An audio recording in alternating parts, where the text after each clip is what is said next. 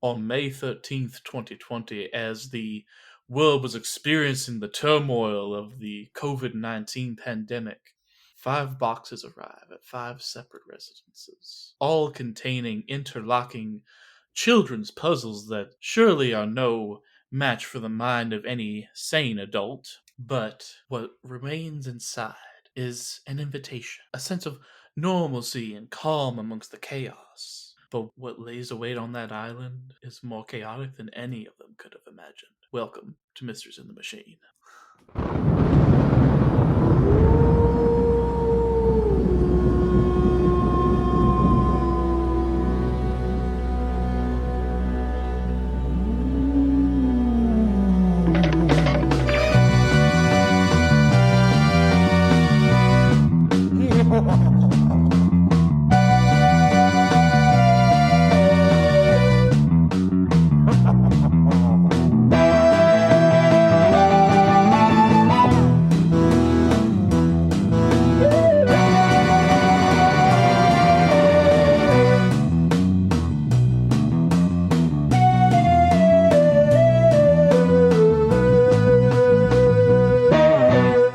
Hey yo, meddling kids! I'm Charlie. And I'm Benoit Blanc. Sorry, I'm Ethan. Oh my goodness. We're so here. We're so queer today. And oh my goodness, Ethan, the Mystery Machine has opened up and bringing some Scooby snacks for us is the wonderful Abby. Hi. I don't have Scooby snacks, but I do have some Greek yogurt with granola and blackberries. So I hope you both lied to enjoy us. that. I That also is do an- have some blackberry lemonade flavored sparkling water. And I have some Excellent. coffee here. So I am set for the next however long it takes us to talk about this movie. We'll try to keep it shorter. 3-hour recording. We'll try to keep it shorter than the movie's runtime of 2 hours and 20 minutes. We'll see. We'll see how I it don't know works. if that's gonna happen. Again, we will try. So wait, we're not talking about Scooby-Doo? What is up with No. that? That's so wild, Ethan. Well, in keeping with precedent we set over a year ago at this point, with our April Fool's episode releasing Knives Out, we figured it was only appropriate to cover Glass Onion. And then, do we want to tell them what's happening later in the year?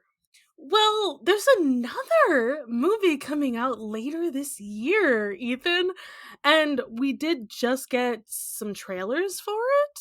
True, So I feel like it felt like it was time to, talk about The Glass Onion before Wake Up Dead Man comes out. Oh, God. And before we get into Glass Onion, I will say regarding Wake Up Dead Man, I have seen pictures of Daniel Craig as Benoit Blanc.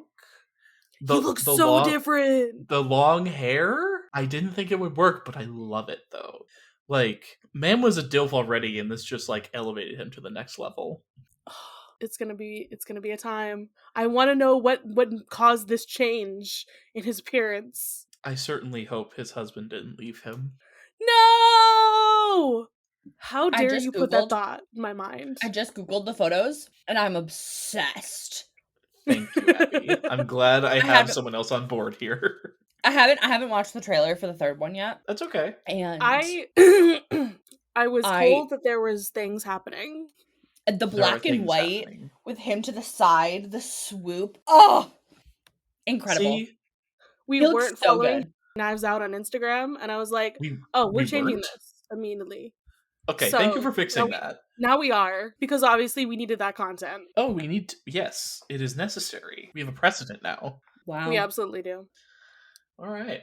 But as I alluded to, listeners, let us know what you think of my Benoit Blanc impression wherever you can. Send us an email at mysteriesinthemachinepod@gmail.com, or obviously leave comments wherever you would like. But we have our gang of disruptors. I'm using air quotes here. I think we need to do a rundown of the disruptors, to be honest. Yes, that's we what do. me and Abby were saying yesterday. We watched this movie together, and we were talking about it. We're like, okay, We probably need to just do a full rundown of each of these Oh, people. yeah. Yeah. So everybody pick your favorite, and you can give them a rundown. They're all terrible people. Right. Favorite relative term. Personally, The one you most love to hate. oh, well then Miles Broad is like the Okay, well, penultimate. he's not involved with this right now. Right. That's Okay. All later. right. Then I'm gonna Possibly go for the Claire. I'm gonna go for Lionel Toussaint. Okay, I'm gonna go for then Lionel. I guess that leaves me with Birdie, which makes sense. They're all insane. And Okay. Duke, but that's Right, You know and we what? also have Duke. We can all talk about Duke for a second that's because fair. It needs to be addressed. Okay. So the first one we actually do see on screen is in fact Claire DeBella, the governor of Connecticut, now running for United States Senate. I am reading the Wikipedia. That's valid. And the way that you immediately see how this is characterized, we even before we get like the date on screen, you can tell when this takes place because she's answering the door and she's like, "Ah shit," covers her face with her jacket because she doesn't have a mask and she's receiving this giant box in the mail. Yep. And it just takes you back It's to that time. yeah. Yeah, it's not a time I really wanted to go back to, but here we are. Right, but at the time, It's the performativeness of Oh, it yeah. of it all that pisses me off from her. She's the Yeah. only one who has the nose slip every time too later Yeah. on. Oh, I didn't notice that. yeah, until they are good whenever they get whatever Yeah. that thing is. Whatever I like wanna know- vaccine mouth spray they received. My new theory is that they will never get sick again. Oh, really? They just got the cure to everything. Okay. But yes, Charlie, continue with Claire. Yeah, so she's like, she's like the family woman. She's got all these kids, she's got her husband, and she's working from home in 2020 and giving this interview on TV right after she receives this package. So, yeah, politics lady. That's what she is. She's the politics one. Then we meet scientist gone bad, kind of, but still has a little bit of a backbone. Lionel Toussaint, who is like, works for Alpha, works for Miles Braun, and he's like, this guy is off his rocker.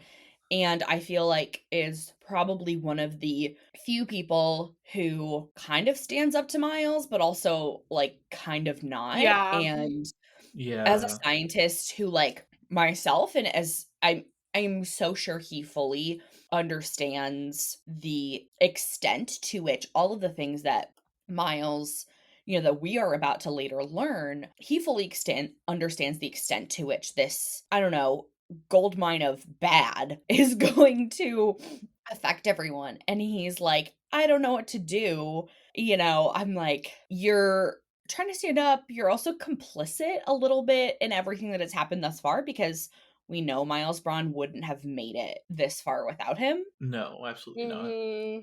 So I'm kind of like, you're almost like, in some ways, just as bad, if not worse, than Miles because you had the knowledge and you crossed so many lines. So really hate him. I love that he just faxes him in the middle of the night, though. That's the funniest shit. Yes. Yeah. Also, Leslie Odom Jr. is incredible. Love Yes. Leslie Odom Jr. And that hair. I did not recognize him because he was not bald. He's so talented. Yeah. And that's all I have to say about Leslie Odom Jr. because if you've seen Hamilton, you know. I know. I'm aware. Yeah. But that leads into just seeing Ethan's face. Listen, I hate out-of-touch rich people with every fiber of my being. Birdie and Miles are both just textbook examples of this. The problem is, I find her so hilarious. I find her cringy. That's except fair. for one line later on, but we'll get there. She's just so stupid. She's so stupid, and that's why I love to hate her the most, because she's such a dimwit.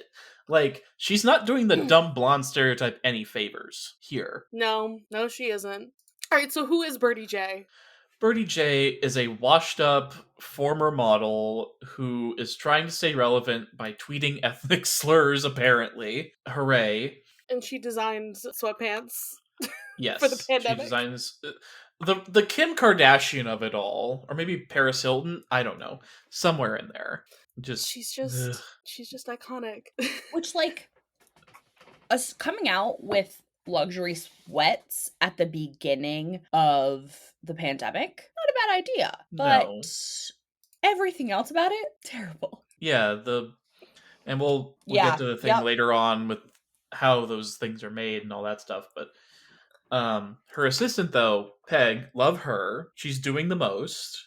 She's also doing the least in a way of, like, she's still complicit. Yes. She That's the problem is with the only assistants. trying to save Birdie's image so she will have a job. Yes. That's it. Like, she's in the middle of, like, the same party that Birdie is at because, you know, everybody's in their pod, right? And it's not like Peg is also wearing a mask or, like, trying to stay away No. from these other people. She's just, okay, whatever at this point. But then we get everybody on the conference call. Yeah, we got Claire, we got Lionel, we got Birdie, and then eventually We get Duke. we get Duke. Duke Cody. I swear to fucking God. I love how It this man... disturbs me that this movie has become more relevant since it came out. He started More as a relevant. video game streamer and turned Mhm. into a men's rights activist on Twitch and YouTube. Which, Did anyone say that term Joe in of Rogan? itself is a misnomer. I will say that. That's what the Wikipedia says. That's what the Wikipedia says. Men's rights activist. Jesus Christ. Yeah, But- really leaning into the whole, like, Andrew Tate vibe here. Which, if you don't know who that is, congratulations. Don't look him up. Yeah, don't. Please do not. The most He's done hilarious bad thing stuff. about Duke, though, is that he's played by Dave Bautista. He's, you know, Mhm. big, muscular, tattooed. He's commanding. Yes. And then his tiny mother is screaming at him from the other room while he's streaming about all this bullshit, you know? Who, by the way, is also one of my favorite characters from Only Murders in the Building. That's Oh, his mom yeah! That's what she's from. I was like, why Love do I her. recognize you? Yeah, she's from Only Murders in the Building. There we go. And the fact that she's just like, you said what to your mother? Huh? And he's like, sorry, Mom.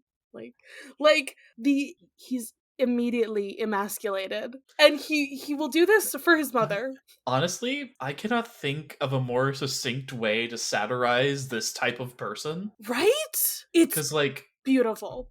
they're so insecure in their masculinity that they are trying to make as big of a show of it as possible, right? Mm-hmm. But the second a strong woman shows up, they are immediately humbled. Yep. Uh-huh.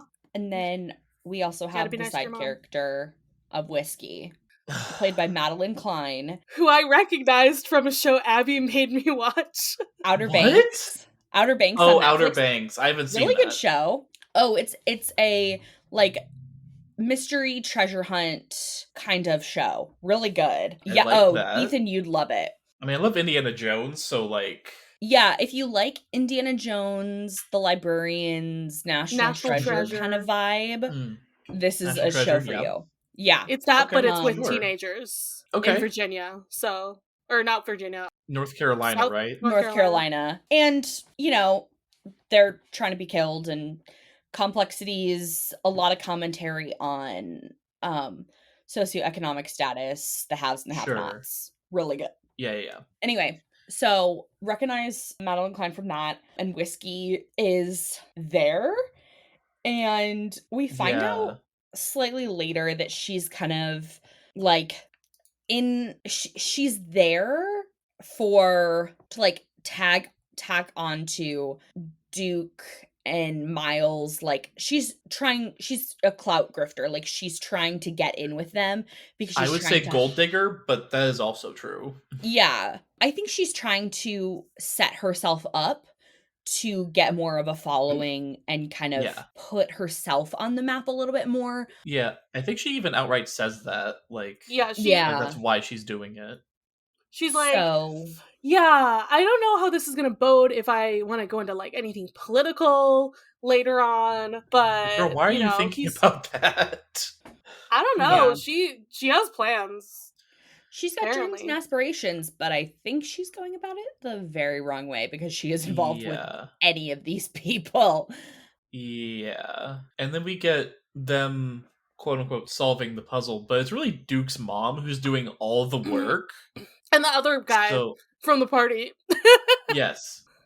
Oh, Yo-Yo Ma? Do you not know who Yo-Yo Ma is? Okay, I've heard the name, doesn't mean I know what the face looks like. He So, is a world famous cellist. there you go.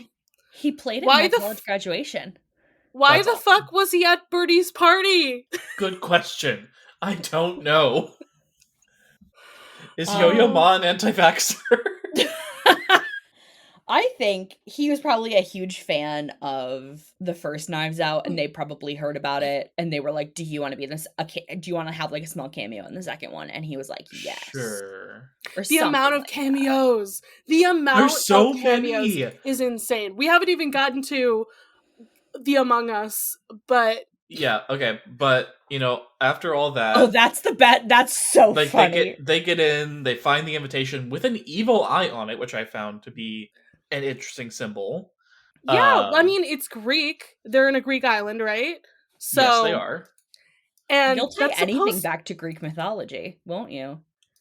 it's Yes, not they really will. Greek mythology. It's kind of more just cultural Greek stuff. Yeah. It's I would Yeah. say it's more modern, technically. Yeah. Okay. But All it's right. supposed to ward off evil.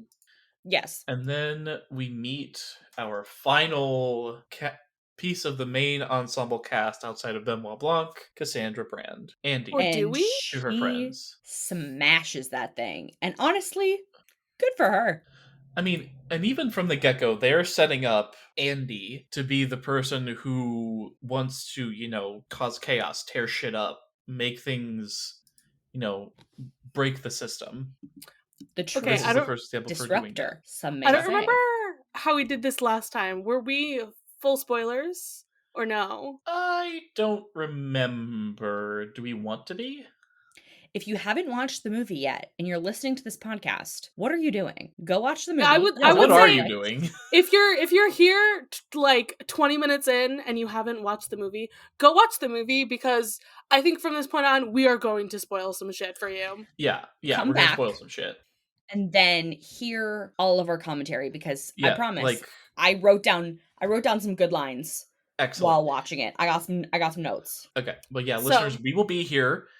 Go watch the movie if you haven't already, and then come back later. Because I would love to dissect like Helen and Andy for a second because Oh yeah, go for it.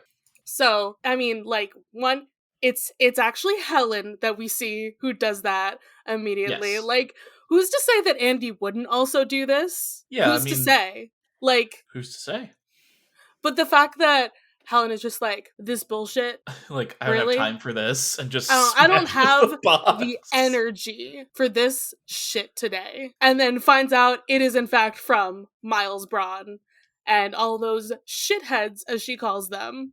Which she's right. She's totally Yeah. right. So, you wanted me on my Greek mythology bullshit? Here it is. Here's me on my Greek mythology bullshit. So we have Oh. Helen and Cassandra. Uh-huh. So, Wait, I'm pulling in my Taylor Swift knowledge. Taylor Swift has a song named Cassandra, okay. Okay. and she rooted that in Greek mythology. Mm-hmm. What does that say to you? I can tie everything back to Taylor Swift. Okay, but what about the song Cassandra? Like, what was resonating with you there? Cassandra first. Isn't there a song like before or after that that's also called The Prophecy? Yeah. That's why. That's why. Okay. Got it. So that's what ties in there from Taylor Swift. Thank you. I knew I looked it up at one point, and I knew I understood Okay. it at one point, and was So, like, "Damn, she's a As we find out much later in the movie, Cassandra Brand is our murdered party. Mm-hmm. Dun dun dun. Well, half of the murdered party. There's two murdered I mean, parties. yeah, Duke He gets murdered and later. yeah. Like, I'm saying halfway through the movie, we find out that she was in fact murdered and that they're Right. pulling off this whole thing. So, Cassandra in mythology is this Trojan princess who is beloved by Apollo, the god Mm-hmm. of prophecy. Mm-hmm. And she's like, sorry. No, thank you. Like, I'll be your priestess, but I'm not into that. I don't really want to get involved with the god. So, like, he's given her the gift of prophecy, but then, oh, you get cursed because you didn't actually want to, get with me. Mm-hmm. So she has the gift to have no one believe her prophecies. And she's the one who's like, Mm. hey guys, Trojan War shit's gonna happen. Hey, you brought back Paris, our brother who was lost? You shouldn't have done that. He's gonna cause bad shit to happen. And now And then the Trojan War. that's So and that's pretty much what happened in this movie with her being like, "Hey, you all are going to side with him and that's not a good idea for any of us." And now, yeah, as basically, we gets the short end of the stick for knowing how all this could go. There you go. It's a shame that Odysseus never met Cassandra because Apollo did say nobody would believe her. I mean, potentially he did. After the war, she does end up being the forced concubine of Agamemnon. We hate Gross. him. Yeah, and that's at least part of the reason why his wife kills him. But that's neither here nor there. Not relevant to this movie. We can talk about it forever.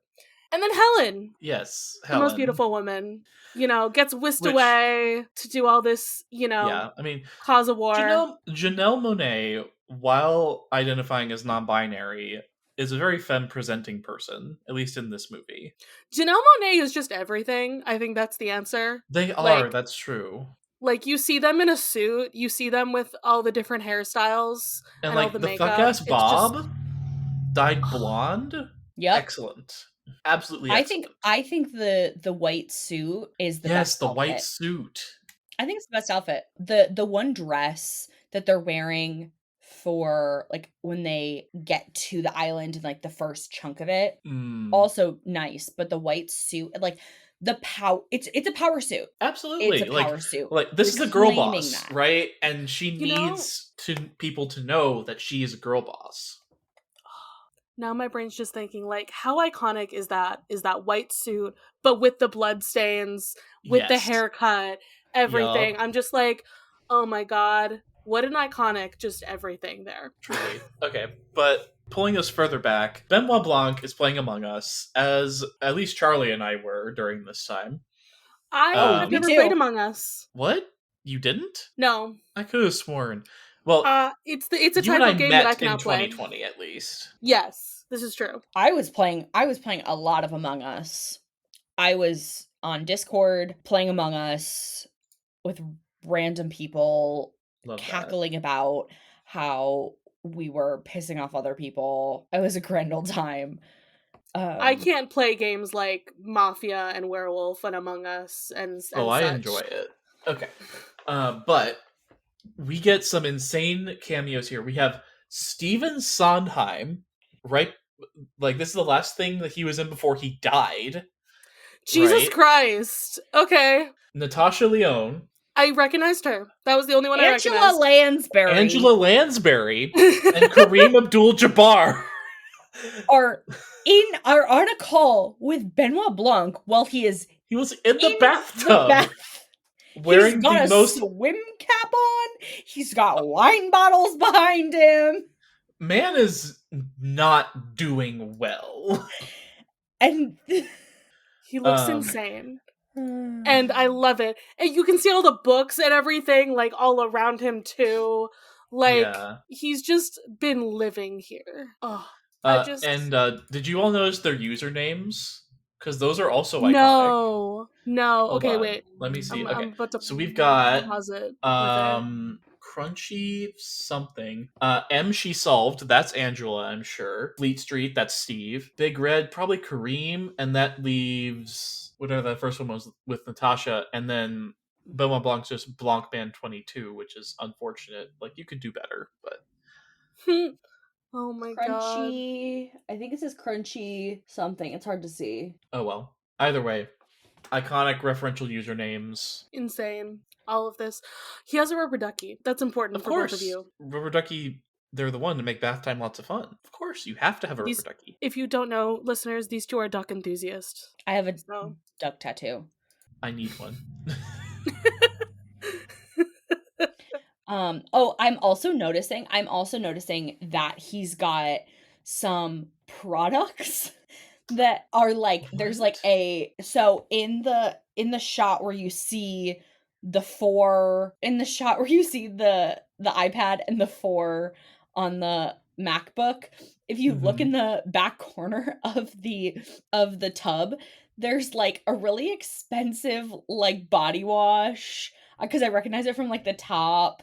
There's like a Is it really behind him? it's behind the iPad. Behind the iPad. Okay. Oh Yeah, my there's like a goodness. really like there's like I think that's it's not Glow Abby's Rescue, but it's dissecting this so hard. another fancy brand of like toner. It Listen, just like it's We are hilarious to 30 minutes me. in and only 10 minutes into the movie. Jesus Christ, we have to move on. He's got a pitcher Um, of water. Okay, I'll stop. A- I think it's incredible. Abby, we love we don't have talking about time. the set design. We love it. Yeah. But we cannot. Yes. Yep. So everybody meets up in Greece, arriving pretty on Yeah. brand ways. Yeah, this is where we get like everybody's iconic masks, People are quote wearing. situations. Well, people are wearing masks. I'm using quotes there because Birdie is not. This is where you get the The nose Catherine coming out. Hahn under the nose mask, which And I you did not see see before. Benoit Blanc's like just like classic. That is an Old Navy mask that I had. It's a pack from Iconic. Where's your Benoit Blanc Navy. cosplay? Yeah. Where is Abby, it? dress like he's dressing in this scene. Get a long sleeve salmon shirt with an Get your ascot khakis ascots. and white Converse. You need this. I would do it. I would dress up as Benoit Blanc. Yeah, it's like And then it's like the $5 mask pack from Old Navy that I we had. love that. It was like the first masks that I bought. And Yeah. a man who gives all Ethans a good name, Ethan Hawke, is here as the guy who gives them the vaccine, apparently. Yeah, okay, I recognized him from Moon Knight. You don't know him from anything else? No, I recognized him as the evil guy in Moon Knight because Ray That's and I were fair. covering that recently. So Now, I will say that very recently I've been seeing like this idea that, and I don't know how far back this goes, but I've been seeing it recently, that if people had the cure for certain like diseases and things like that, they wouldn't release it because it's more financially advantageous Mhm. for them to keep people being sick and everything. Yeah. And so seeing them be like, give them this thing and be like, you're good, like made me really think about, you know, how fictional is that? And if these people are the richest of the rich, like what do they have access to? And I don't fully buy that there's a whole group of scientists that have created the cure for this thing and no one knows. Yeah, because, like, there's actually a mathematical model to predict how quickly a secret can get out. Right. And people tested that with, like, did we land on the moon? It would have been very, very hard for that many people to keep whatever, like, if that it was fake, whatever happened there a secret. Right. We humans, we gossip. True. We love to tell secrets. We love to tell stories. We love to be like, guess what I heard? And so I had been seeing that discourse recently online, and I was thinking about, you know, the financial impact of that, but also how realistic and likely it is and everything, but also seeing it in this movie made me go like, you know, what do people of that level of finances have access to that we don't? Right. Anyway, all that being said, they get the vaccine, they get on the boat, and they head to the island. Did you mention Birdie's mask? Well, I just said she wasn't wearing one, but it's like mesh. Yeah, it's more iconic than just not wearing one. It's like performative.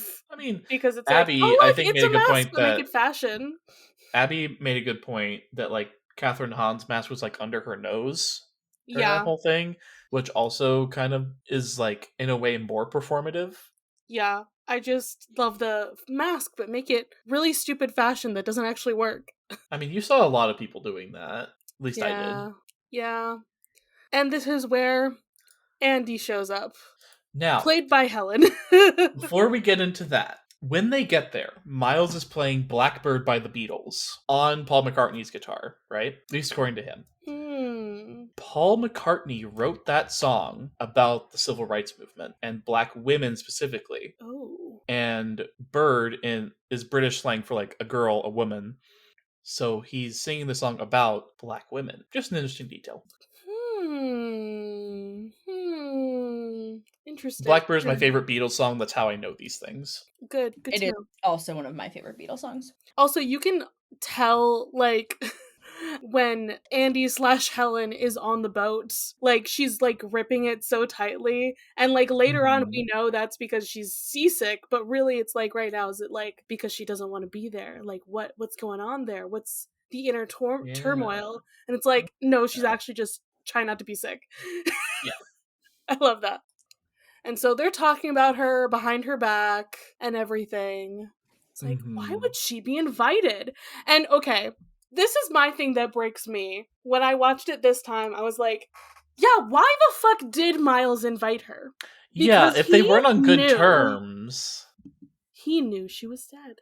He didn't want to cast any aspersion on himself. So he did it, to send it out.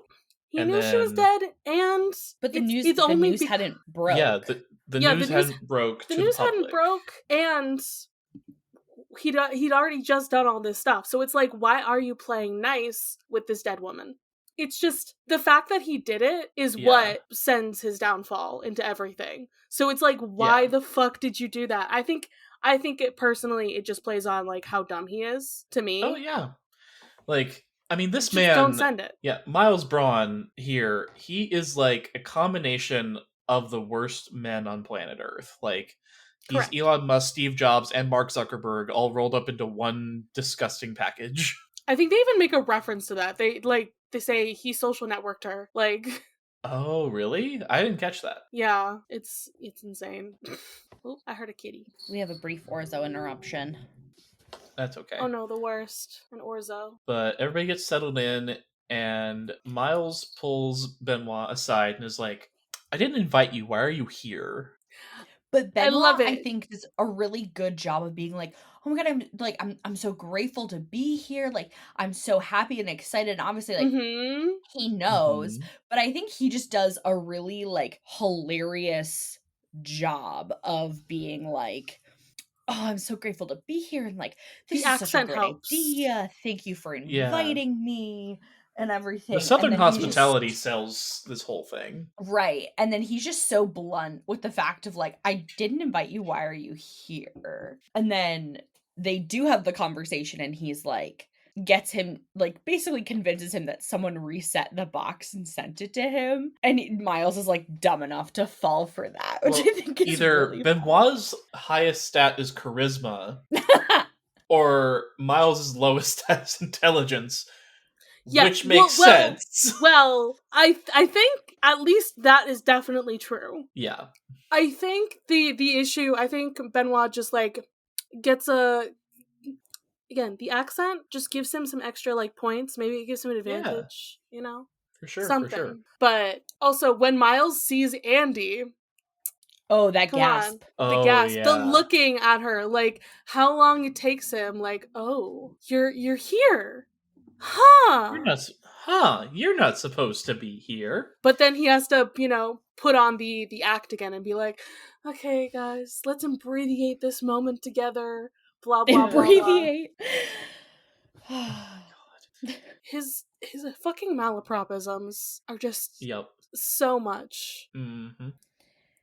It's like this man grew up in Oz. Am I wrong?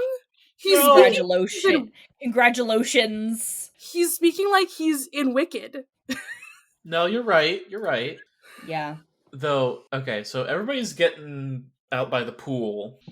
And now we really see them interact with each other. Yes. Might I say, the outfits in this movie Benoit Blanc should be my summer fashion inspiration. Like, look at this man with his matching short sleeve button up and short shorts above the knees and the little yellow ascot. Yeah. Pure The perfection. fact that anyone thought this man was straight before. Yeah, you will not catch a straight man in an ascot. I can tell you that for sure. Fred Jones. Exactly. With the like boat shoes. Yes. I do like those sandals. And then the car. Yeah, the tiny model of his real car that's also a cooler. The fact that this man keeps his car with him on this island, even though he cannot drive it. Even though you can't drive. It's so dumb. I love how Benoit's just like, why did you bring it here? And Miles is just like, well, like, it has to go everywhere I go. Like, I can't drive it on the island though. And I'm Yeah. like, But why? it's like, what? But why? The way he's like, you're being Yeah. so stupid. Of course, it'd be on this, Yep. on the roof. But Duke is wearing a Speedo with his with gun. a holster. Right, with his gun. And he gets The out a pool, fucking gun! pulls out his gun, and just shoots it in the air because toxic masculinity? Like, That's my guess. Oh, Also- oh yeah. Remember when they first came to the boat originally, he was also shooting his gun Yep, in the air. I remember. Is that legal in Greece? In Greece, I don't know. I don't know how he got the gun to Greece. That is a Right? great question. Right. Maybe in his checked bags? I don't know. Miles gave him a special bag that lets him get the gun through A security. lead-lined bag. Oh my god. Yeah, we get everybody interacting, and then Oh, this is also where we get one of the other clues of yes, he's talking to him.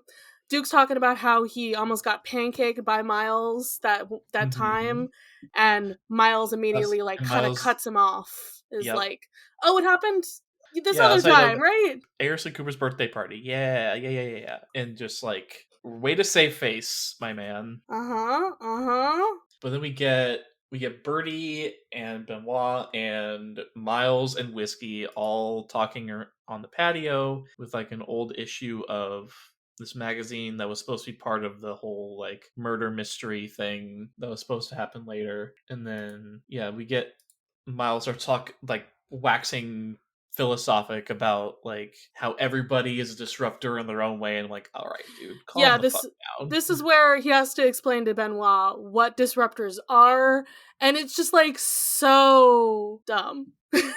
He just wants to hear himself talk. Correct. Yeah. And I don't want to hear him talk. And like props to Edward Norton for making this man so unlikable. It's quite impressive. And I want to punch him in the face. Mm-hmm. Yeah. Well. And then Helen, as Cassandra, lays the groundwork for everything that's going to how everything's going to crumble, right? Mm-hmm. And how like everything comes back to Miles, like, Birdie, you started that luxury sweatpants brand.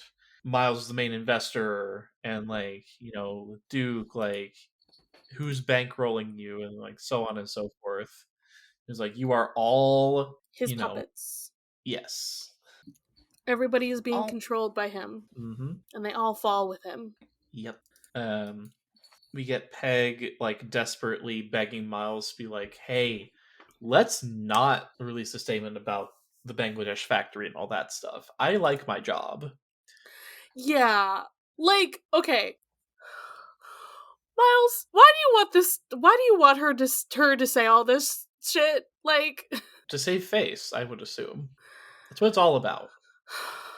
But it's not going to save face is the problem. It's really not going to. It's gonna be worse. Yeah. And Blanc hears this behind the most cheeked up statue I have ever seen.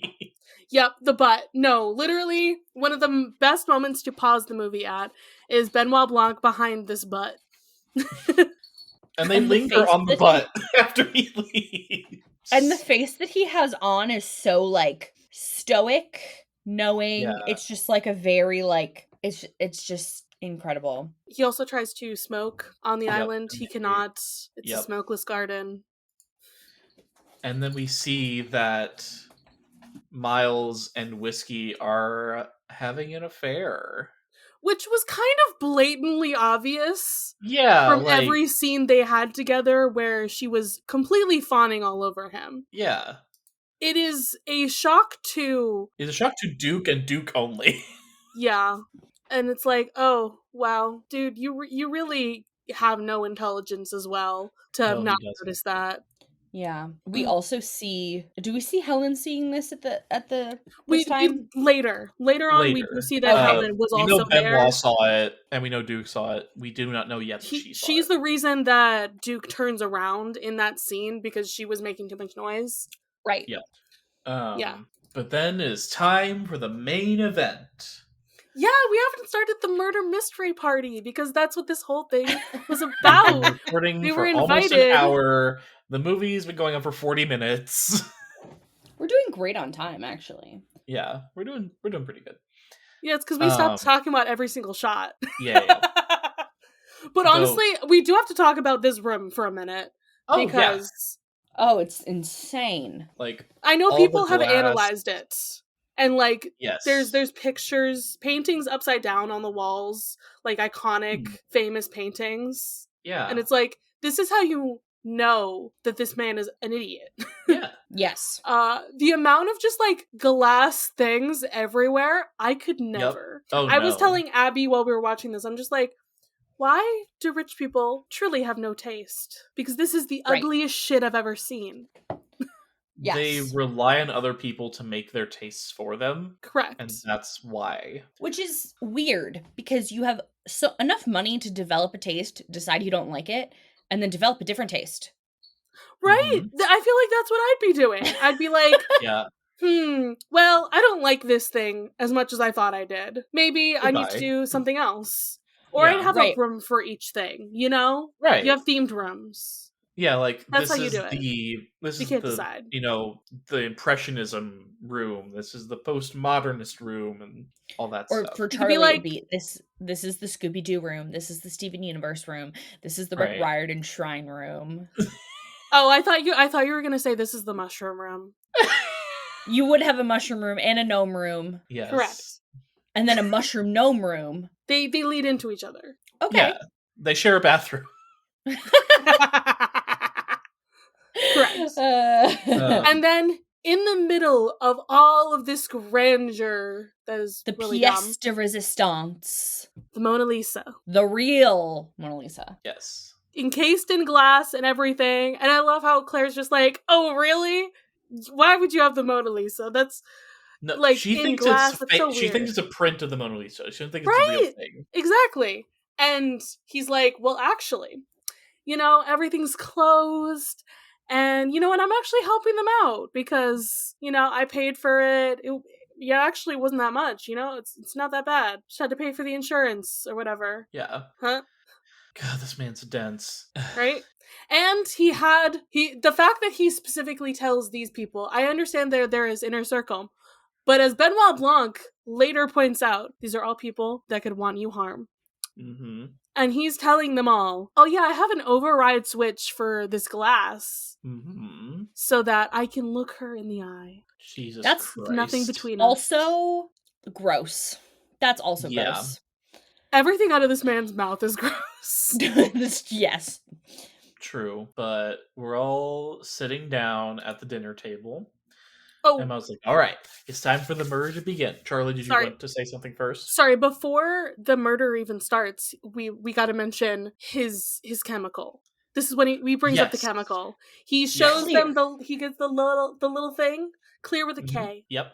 Which, Mhm. Two people are kind of helping him with. Our scientist guy is bankrolling it, and Claire's signed off on it, Mhm. apparently. So, For use in Connecticut, I guess. sure. So that's her jurisdiction. Yeah. I want to know how she's involved technically, but whatever. Well, Miles lobbied her to get this tested in Connecticut. Okay, that's why. Okay. And so Miles throws this tiny piece of clear to Benoit Blanc, which is why he has it later. Mm-hmm. Just little bits. There's so many loaded guns in the room, right? There are This movie. so many Chekhov's So guns many. going on right now. The Mona Lisa's a Chekhov's gun. Clear is a Chekhov's gun. And it's all because Miles Braun is the biggest idiot ever. Also The behind drinks, the special drinks are Chekhov's gun. Yep. And like he may have a piece of the actual Parthenon, and behind that is a painting of Kanye as Jesus for some fucking reason. Can we not bring Jesus into this? Like, why? It's here, Charlie. It is I front hate and him. center. I hate it all. Ugh. Okay. Anyway, of course, our two people who are gonna go down with Claire are like, you need to stop this. You need to stop this. And this is when he reveals, I'm testing it right now. Mm-hmm. This whole place is running off of it. Another Chekhov's gun. It's almost like you turned off all the lights and there was a loaded gun on the table. It's almost like that, isn't it? That's All right. crazy. I wonder who gave him that idea. Yeah, I know. Oh. It doesn't happen till later. This It's man almost has like the no original thoughts. It's almost like the world's None. richest people profit off of what other people tell them. What? Correct. It's like he is an AI. You're And not then- wrong. And then Benoit asks the most important question: what do we get if we win? An iPad, I guess. Sure. Okay. Listen, I once again, Benoit Blanc is every single child at my work whenever we're going to play a game. It's like, What do we win? sometimes- what do we win if we play? What do we win if we win this game? And it's just like, we're just playing a game to entertain you. Sorry. You win the fun you had along the way. But kids don't understand that. Right. Well, So stupid. I used to as a child. I was like, yeah, I want to win because I want to win. They don't understand that anymore. They're stupid. No. But Benoit Blanc wants an iPad. And you know Good what? for him. I think too he want should an iPad. I think he should sue Miles Braun for an iPad by the end of this, because there was a verbal agreement here, and he did in fact murder this mystery game. Yep, as he does later on in this scene, he basically unravels the whole thing in seconds. This whole murder mystery that Miles had written by Gillian Flynn, who I had to look up because I did not remember who she that? was. She's a mystery writer. Let me Okay. see. Gillian She wrote Gone Girl. Flynn. Oh, okay. Yeah, because she wrote... And a few others. Yeah, she wrote, like, Gone Girl, Sharp Objects. Okay. Yeah. So a few things Lots of that good I've heard stuff. of, at least. Yeah. And before Miles is even murdered, Benoit is like, it was Birdie. She planted a remote device on a crossbow in revenge for you stealing her signature Ren diamond. It's a family heirloom. Apparently. The movie playing. Yeah, so he solves it, and it's like, okay, well, that's not fun. So then we get a real murder later. Spoilers. Yes. But it's just so ridiculous. I love how he makes fun of it all. Like, Mm-hmm. and then the arrow, as soon as Benoit solves it, the arrow hits and the fake blood spurts out. I love that even Excellent. like the fucking chakras were involved in this, because we didn't mention it, but they all got their rooms assigned to them based off of the chakra he most associates with them, because this man is a hippie, if that wasn't established before. He's playing Well, guitar he on a does- beach. What do you think? He does live in a glass onion. Mm-hmm. Which is Which- actually A named great after... metaphor. Yeah, which is actually named after the bar where they all, like, met him. Right. We don't find that out till later, but still. Yeah, well, because, like, the thing is, a glass onion is the perfect metaphor for Miles's whole shtick, right? It appears, like, on the surface, it is complicated, and there's so much to it, but you can see right through all of it. I was half expecting you to go into the accent for a second there. I could. Do you want me to? No, you already explained it. It's fine. Okay. Then we get Benoit explaining to him that he basically, you've done a dumb thing because all these people could want to kill you, and you've gathered them all here on your remote island. Mm-hmm. You dumbass. It's like, I did And this on purpose. You've So- put your murder in their head. So And then we get what inspired Miles to even think of murder and begin with. It's like putting a loaded gun on the table and turning off the lights. Yep, absolutely. Well, We see the picture of them at the Glass Onion, and we also see that tiny red little box that later we will find out is actually the envelope behind there. I was trying to find out if you could see that in one of the shots. Yeah, you can see it. Oh, in I the love Fibonacci it. window next to the picture? Fibonacci window. We zone in on it. You zone in on the picture. He has the Glass Onion sign, and that is where the envelope is. You can see the little segment of Plain red. sight. I was In plain staring sight. right at it. Hiding in plain sight. It's so good. All right, back downstairs. Everybody's drinking. Yeah, they're all drinking their special drinks. You know, everybody's phones are gone except for Duke's, who keeps getting his Google alerts constantly. Which, Jesus Christ, why do you have that many? You have a Google alert for the word movie? Like, why? And then we get the performance of a lifetime by Janelle Monáe / Helen in this, as she's like, I'm gonna we later find out that she needs to so uncomfortably leave the room, and we just get an incredible performance.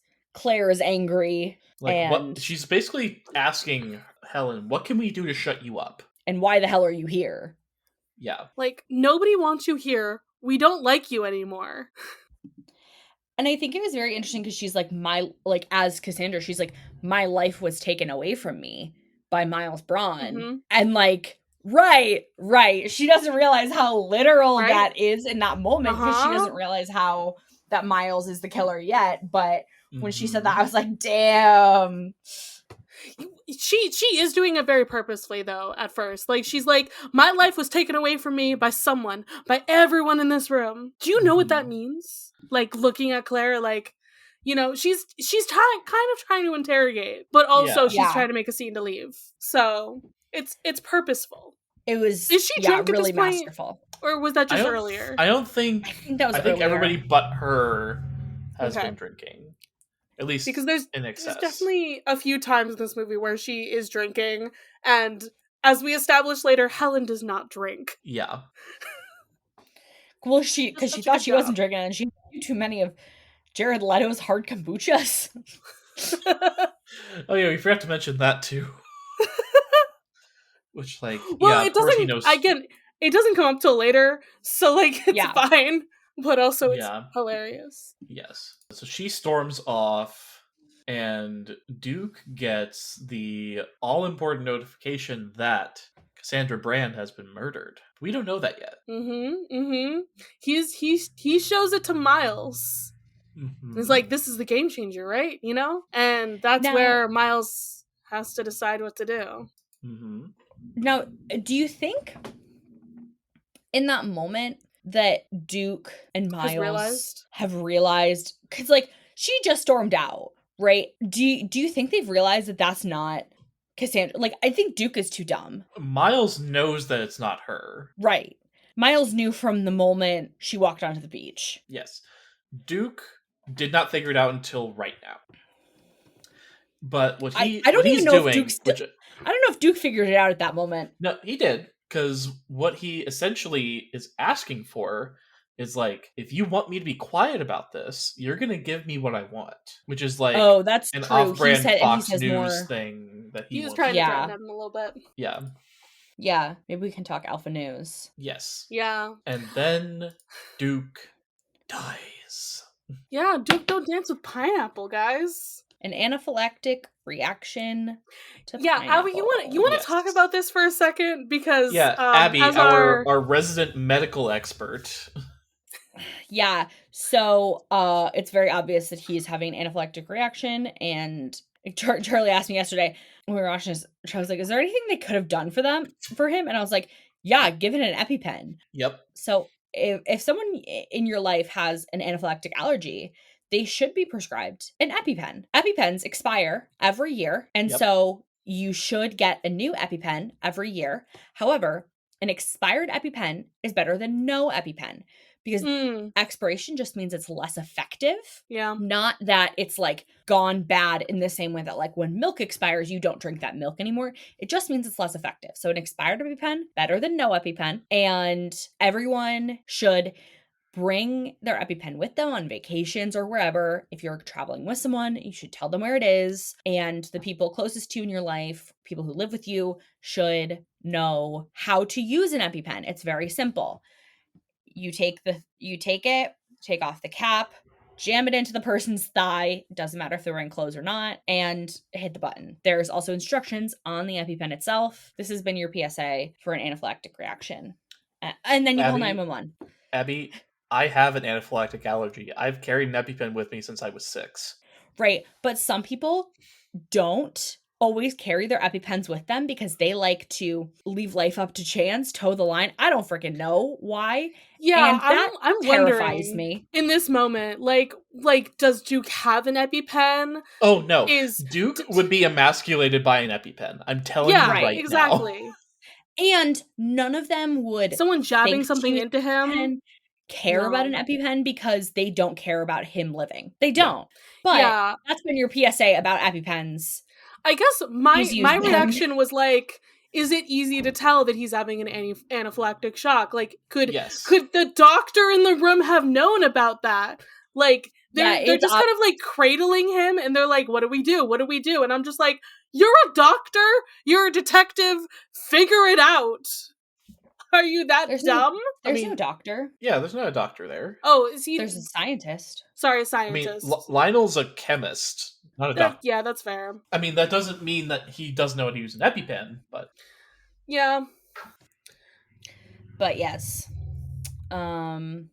My brain's just like, you two are the smartest people in the room. Could you Yeah. not have figured this out before this man died it's immediately? like they think he's choking, but I'm like, I mean, They didn't sure, even try to do anything for the choking, though. No, like they didn't give him like the Heimlich. That's- They didn't try to scoop it out of his throat or That's anything. why I'm like, what? What are you doing? You're just helping him to the floor and like cradling him as he's Which- dying in your arms. Yeah, I mean, like if he had any chance of living, preserving his head from experiencing trauma is a good thing to do. Yeah. But yeah, but everybody's freaking out. Duke's dead, and nobody knows what's going on. And Miles like, somebody tried to kill me. They put poison in there. Yeah. This whole scene is just like so dramatic and funny before like Duke officially dies, because Yeah, you get every single time a loud sound happens, the glass closes on the Mona Lisa, and like that just kind of like becomes like a tick every single moment. Birdie's dancing with her rainbow dress that I want in the background. Tell me you don't want this rainbow dress. Oh, I'm sure it feels amazing. Right? It It looks beautiful. I think we all need to get matching Birdie dresses and wear them to ride, personally. Yeah, unfortunately, the Kansas City Pride was yesterday, and I was not feeling well, so I did not go. But Ethan, you failed us. You okay, failed us all. Charlie, I'm kidding. there are multiple Pride celebrations happening over the course of the month. And unfortunately, wherever I am going to be, I will not be in town for any of them. That's unfortunate. Like, I'm leaving town for Chicago's. I won't be in Chicago, but then I won't be in town for any of the others wherever they will be. So, you know. Yeah, and then in this scene, sorry, I was still kind of going off on this scene where like Miles is like, "Oh yeah, he was trying to tell me that any of you could kill me. It was really silly or whatever, but I'm gonna toast you guys. You know what?" And then Duke dies. Yep. Like, it's the most dramatic shit to happen. And then, okay, well, that's one person off the table that probably didn't kill Cassandra Brand. Probably not. Even though I'm pretty sure Helen was suspecting him more because of how he spoke to her before she left the room. He was like, you know, you're making yourself out to be this whole victim, but you were also involved with all of this, honey. You know? But yeah, everybody's freaking out, and then Miles is like, something happens at 10 o'clock, something happens at 10 o'clock. And then Blanc slaps him across the face and says, what happens at 10 o'clock? And then the lights shut off. And this is when shit gets real. Yep. The lights turn off. Someone takes the gun. It's almost like Benoit Blanc predicted this. Because of course, Duke never leaves anywhere without his gun. He always has his fucking gun on him. Yeah. Also, the police are coming. The doc is just a piece of shit. So they won't be Yeah, because here soon. it's made of glass like everything else is. No taste. No taste. And Miles is also trying to make it out to be like, one of you tried to kill me, actually, because Duke took my glass mistakenly. Didn't you see? You all saw it, huh? Which is, like, kind of crazy Yeah. to do. Like, because he's the murderer. Mm-hmm. That's crazy to do. I mean, how do you get suspicion off of yourself? You say that you were the intended target. Mm-hmm. All right? But also, he's the most dumb person ever. So, yeah. All right. So Benoit needs to go and find Andy/Helen. The lights are out. What are we all gonna do about everything? And then, bam, Helen is shot. Somebody shoots her. She is dead? Question mark, question mark, question mark? Maybe. Everybody comes back inside, the lights came on, and Ben was like, get the boats here as quickly as possible. Fuck the dock. Don't worry about it. Everybody's blaming Andy for killing Duke, and Benoit's like, no. This whole thing started before we even got here. And then we get to the second part of the movie. Yeah, he's like, let's finish this shit, and then go back. Because as he's peeling back the layers of the glass onion, we tell the real story. And hey, look! It's a flashback to Benoit Blanc's partner, who is covered His name is Philip. He's covered in flour. Who wants to bet that he's making bread? He is a sourdough girly, and we love him for it. He's absolutely making bread in that kitchen during COVID times. Like, that's a sourdough starter in his hand. I guarantee it. Yeah, it looks like it. Kelly's mom has a sourdough starter going right now, so in the year 2025, still going. Yeah. Well, I mean, she didn't start it again until like a couple months ago. But... Oh, okay. So we get the whole backstory. Blanc is he's finally out of the bath. And he gets to meet Helen, who's she's a school teacher, she's got Alabama. This thick accent, yeah, even more than his, like, excellent, right? We had to bring in the accents for this. Of course. And she's like, yeah, my sister died a couple days ago, and then I got sent this box, and it's from the shitheads.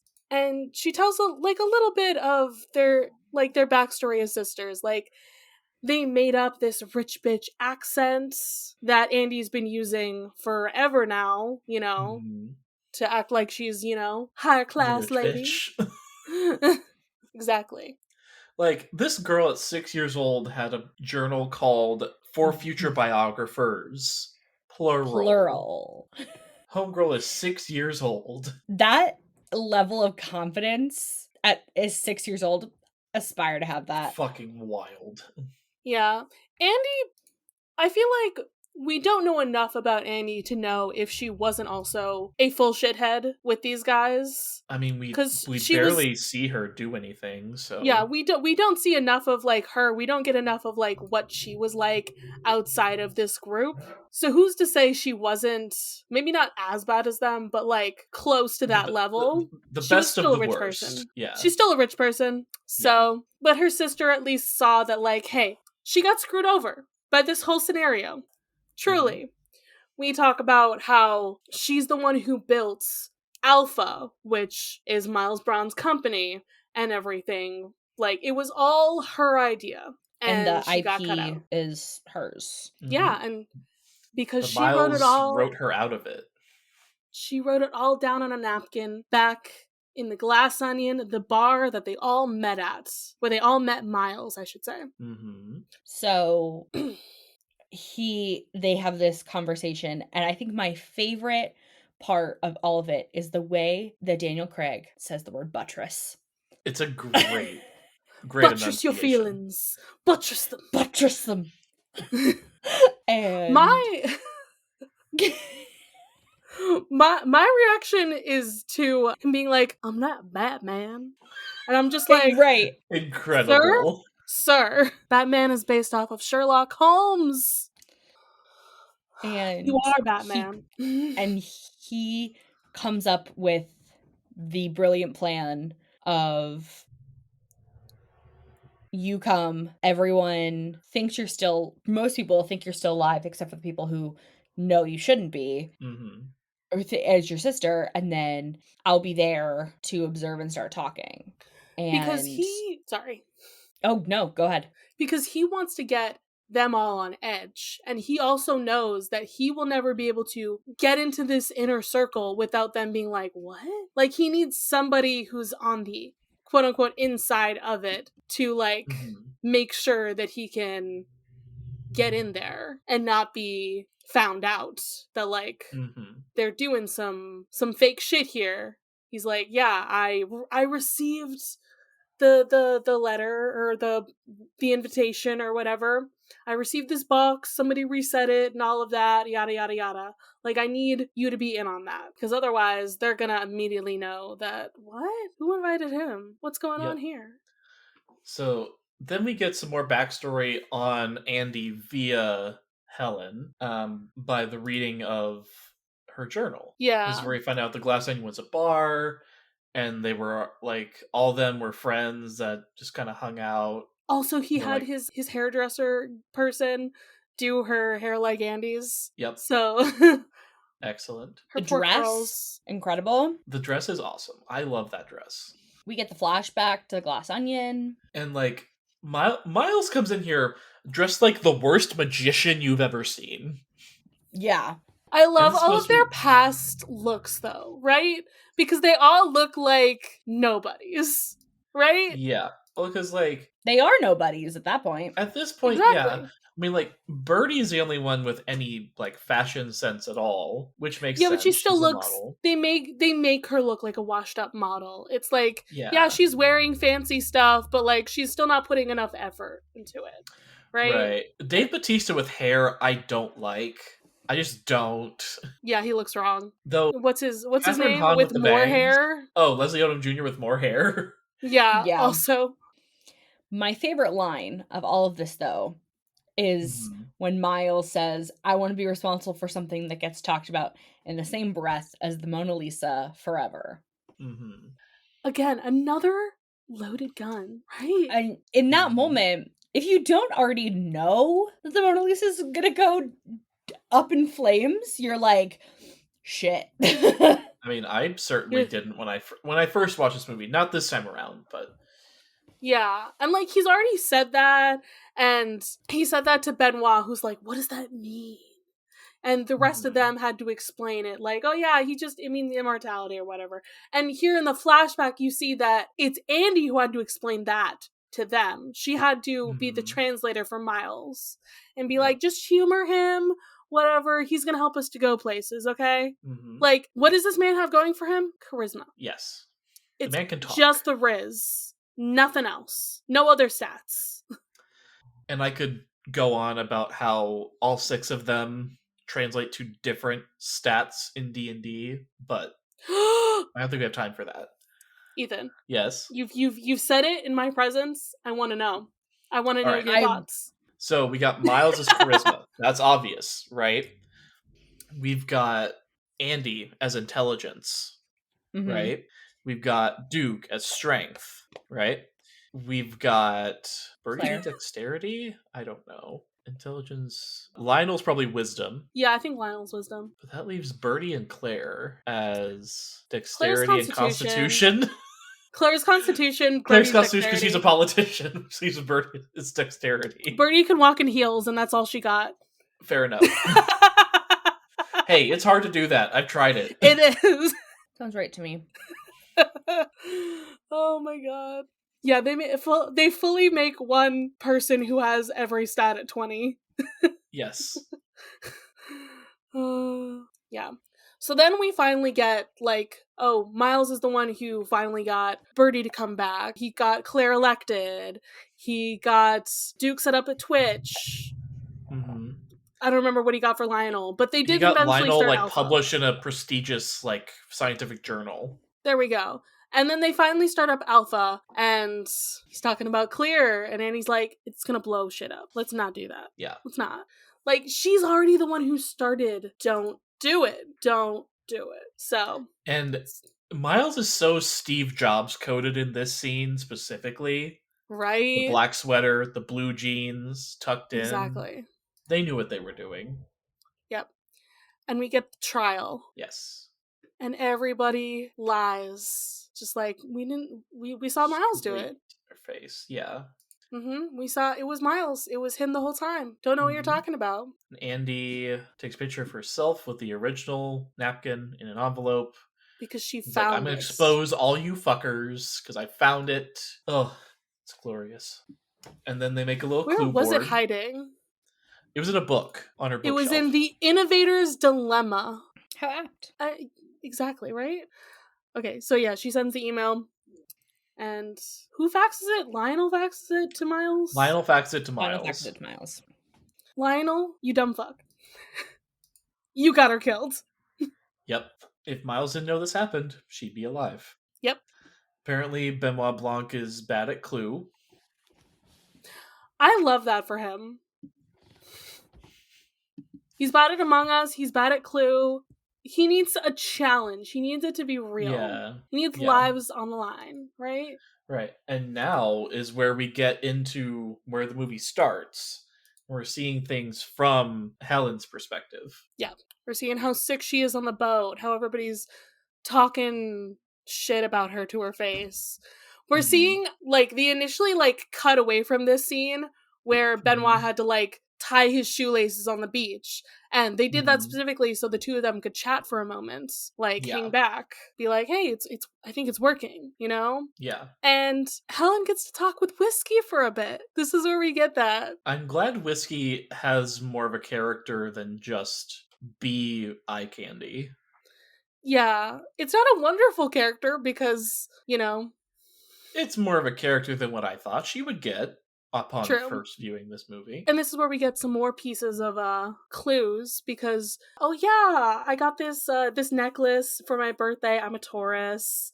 From Miles, he surprised me on my birthday, which wasn't that long ago. About 2 weeks ago? Which means that Miles was in the States about 2 weeks ago, Interesting.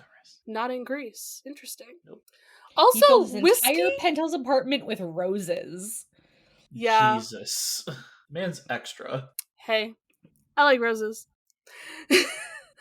It's cliche, but it's a classic for a reason. Yeah. I love that Whiskey is like, yeah, they're all shitheads to you. I'm sorry, Andy. What a real one for that, actually. Yeah. Yeah. You know, honestly, I respect the hustle, but I don't like her as a person.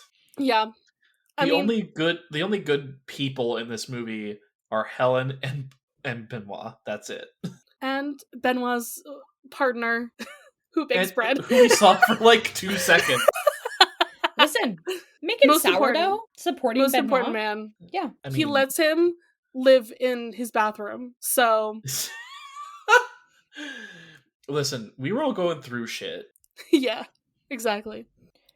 Anyway, And so we she got see- Helen Sorry, go. overhears Claire and Lionel discussing Clear. Claire is understanding the ramifications of what Yes. she has done by signing off on it from Lionel explaining it, which is one of the reasons I hate Lionel so much, because he knows and he signed off on it anyway. Yep, they're all gonna get fucked. Yep, and Lionel's like, yeah, you won't be able to smell it. And she's like, I put everything on the line for this, and people's homes are going to explode? Great. I love how they're both just like, oh, let's just hope that Andy was wrong about this, right? Come on. But he's like, actually, no. it's gonna be the Hindenburg. And we get... So Helen tosses a recorder into Birdie's bag, which picks up all that stuff. Which Sleight is of hand. genius. Yo! We love it.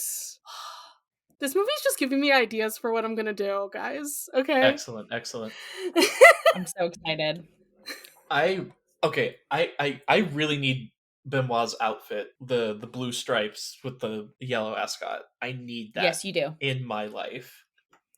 Ethan, this is another thing you could wear to Pride. You know, you're right. You're so right. I should do that. Just the swimsuit with the short shorts and the ascot. Just wear that to Pride. Perfect. Be like, yeah, I'm dressed as the icon, the gay icon, Benoit Blanc. Benoit Blanc.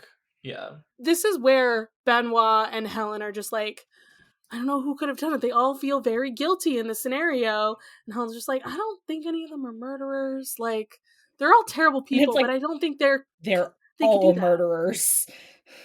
And Benoit's Benoit's like, don't you worry. it was sleeping pills. They didn't even have to see her die. They're all more than capable of just drugging her and putting her in her car, you know? Mm-hmm. And you see it. You see the whole scenario with each of them doing it.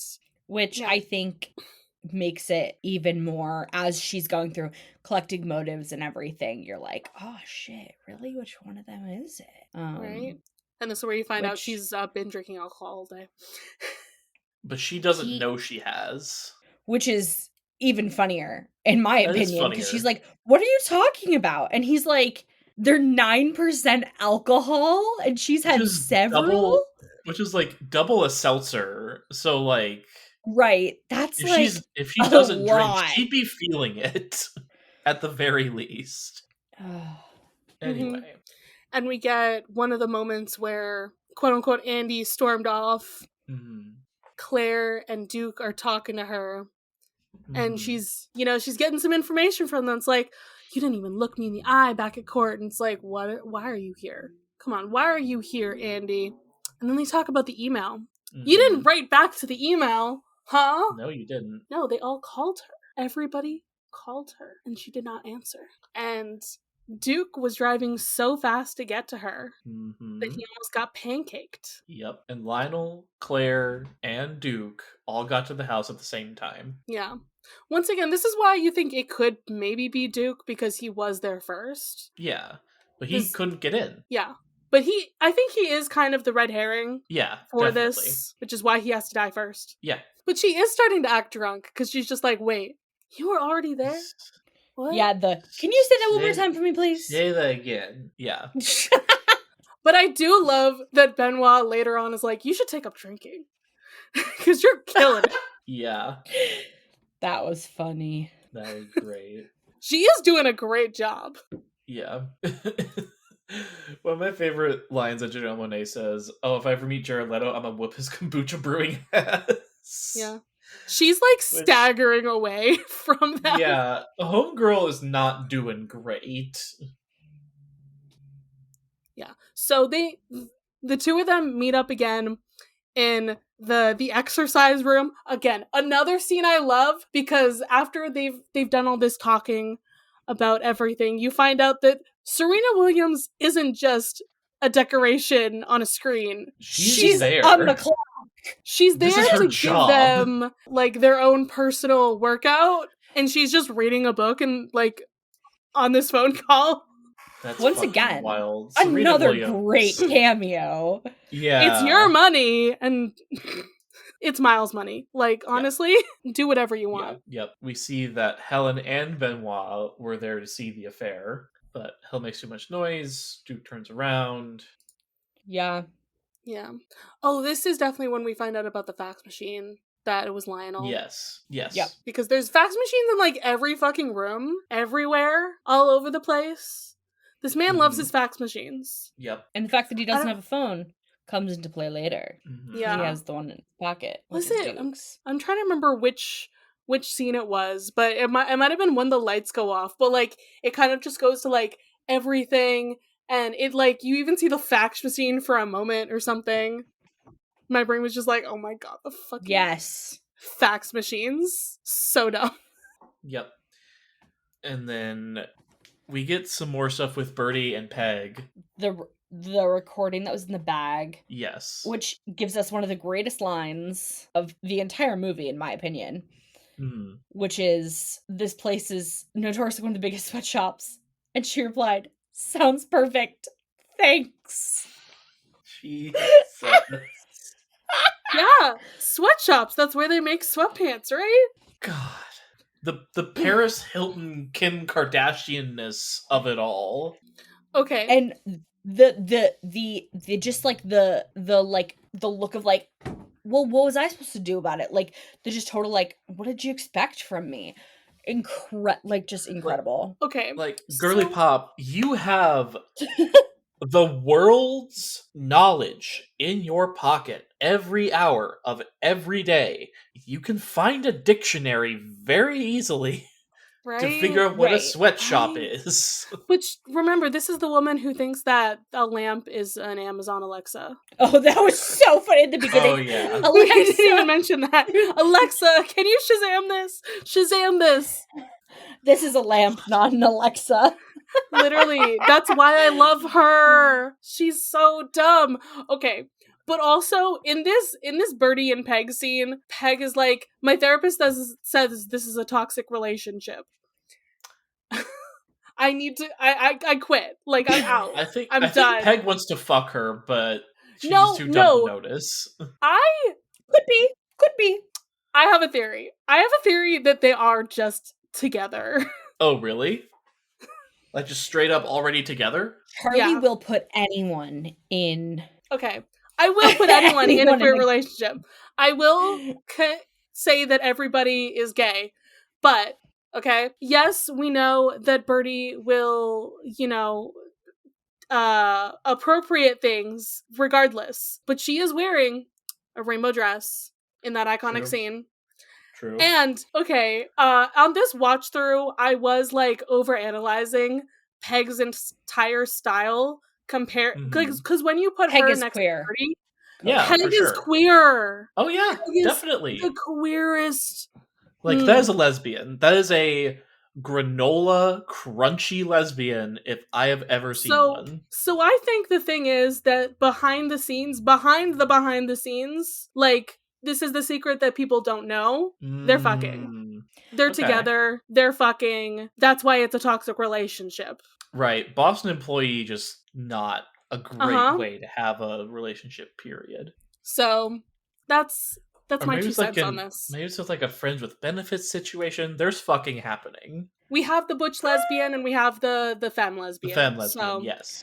I don't necessarily know if there's fucking happen. I think that it definitely Peg wants that to happen. I think is a fair generalization. I don't know if they're necessarily. I feel like they would have said something. Maybe not always. I don't know. That's just headcanon, but it's definitely plausible, I'd say. Absolutely.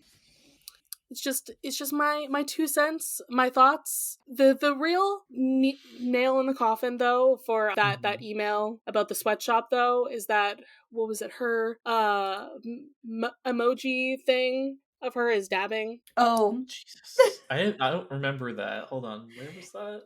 It's a sounds good, thanks, and then her emoji dabbing was the email reply. Okay. So there you go.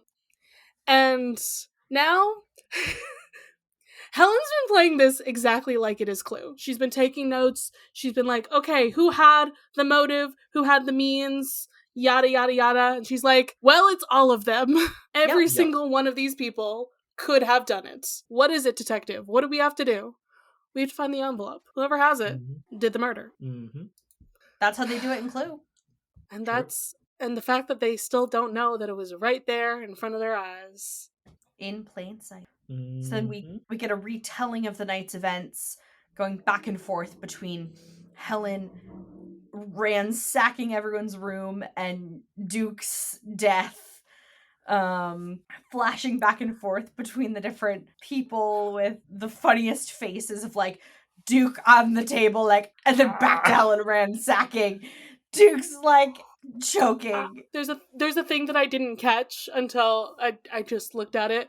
But I thank you so much for these captions that tell me when she's talking in a southern accent. Because Helen says to Whiskey. Yeah, she says to Whiskey in a southern accent, leave his ass. Oh yeah. Like, she broke character to be like, get the fuck away from this guy. Yeah. Oh, and I then love fucking it so Daryl. Oh my god, that was so funny. Do you want to like hang out? No. So dumb. No, I don't. And then this is when she finds out that the news broke that her sister died. Or like, now it's public. Yep. And as she's in the middle of ransacking, whose one is this? I think it's I don't even Duke's know. room. Yeah, it's Duke's Maybe room. it's Duke's? Yeah. Whiskey is trying to tell her that Duke is dead. And Helen does not know that. Helen's just Yeah. like, get away from him. Get the fuck away from this guy. He deserves whatever he gets. And that's why Whiskey's trying to kill her 5 seconds later. Mm-hmm. Because neither of them are understanding. It's the miscommunication. It's beautiful. Mm-hmm. Mm-hmm. So Helen is running around in the dark, and this is where she gets shot. Yep. Why are the lights out? What's going on? Boom. Oh, Orzo. Yeah, sorry. He's like, I need attention because I haven't had Orzo. any in like 7 hours. Orzo, who kidding. committed the murder? Who was it? My lack He of did. treats committed Orzo the did it. murder. The lack of attention. Yeah. So she is shot. She goes down, but she's fine because The diary protected her. the diary protected her sister in death. Protected her, which is so cute. Right? But they gotta play it like she's dead because we gotta keep everybody inside. We gotta go over this. She's gotta keep snooping, and he used The hot Jeremy sauce. Renner's hot sauce. God. Because another cameo. We can't In stop with the name cameos, and guys. image only. Yeah. We already, that was also technically another Chekhov's gun. Didn't even mention it because Yeah, the hot sauce. he ate some of the hot sauce earlier. He was given a bottle, and there it is. So we dab that all over her outfit, get a little bit in his eyes. In his eyes. When he did that, I was like, are you an idiot? That's gonna hurt like hell. I think he did it on purpose. He's trying to make himself cry. Yeah. I guess he's not a fake crier. Some people aren't. And then the hot sauce goes into her nose and she almost blows the cover. I would have struggled so hard with the no. Oh, that would have burnt. Oh. Yeah. It hit her bad. She almost died again. Yep. All right. And this is when we finally go back to the moment where we did the whole flashback. Yeah. So here it is. What lies at the center of the glass onion? What is it, guys? Only one person can tell us who killed Cassandra Brand. Ain't that the truth, though, right? I love that. I love it. And what's in the glass onion? The red envelope. Exactly. Now, Benoit Blanc thought, oh yeah, this is a puzzle, this is a game. It's gonna be complex. It's gonna be a mystery. It's so hard to figure out. What could it possibly be? But it's just like the glass onion itself. You think it's like that. But actually, the center is very easy to see. It's transparent. Miles Braun is an idiot. Yes, he is. Abbreviate is not a word. Wait, Ethan has to do that part. Abbreviate, it's not a word. It's all the different malapropisms and factual errors. That is the Aegean Sea, not the Ionian. Like, God yeah, damn all it. Different things where he's just like, his dock doesn't float. Guys, his dock can't float because it's a Banksy and it's made of glass. His wonder fuel is a disaster. His grasp of disruption theory is remedial at best. He didn't design the puzzle boxes. He didn't write the mystery. Miles Braun is an idiot. You thought he was this complicated genius. You know? But he's not. No. He's just absolutely a buffoon. Not. A vainglorious buffoon. Mm-hmm. Correct. Which, great word. Nobody tried to kill you, you vainglorious buffoon. He made his own drink, and then he handed his glass to Duke. He straight up murdered him. Mm-hmm. Yeah. And once you, now that Benoit has put it in the mind of everyone else that Miles killed Duke, it's like, now it's like, what else is he capable of doing to the rest of you? He almost pancaked him outside of Andy's. Mm-hmm. Mm-hmm. And all those things. The birthday. So he wasn't in Greece, remember? No, he's in the States. He was in the States just to see Whiskey. What a disgusting and then slob of a man. Helen comes down the stairs, her hot-sauced white suit and red envelope in hand. That power suit. Just powerful. Yeah. And they all scream, what is reality? Oh. God, Birdie just hurts me so. Yeah. She's so stupid. And yeah, this is, again, Lionel sent him the information to his fax machine. He went to go see Andy. He drugged her. He put her in the car. He killed her. Only Duke knew about it. And when Duke got the notification and tried to blackmail him, kind of, Yes. Miles was like, well, we can't have this. he stole the phone and made sure it was silent so nobody Mhm. could find that evidence. Mhm. I love Helen being like, does he keep a vial of poison in his tooth? Is that a rich person thing? that was really funny. No, It's it like, is much stupider than that. Birdie, what are the ingredients in your Cuban breeze? It's like, pineapple. And the fact that, You like, don't oh my think god, it's it's pineapple. genius! No, it's just stupid. It's because it is. so It's dumb. so stupid. He put Because pineapple all- juice in his again- whiskey.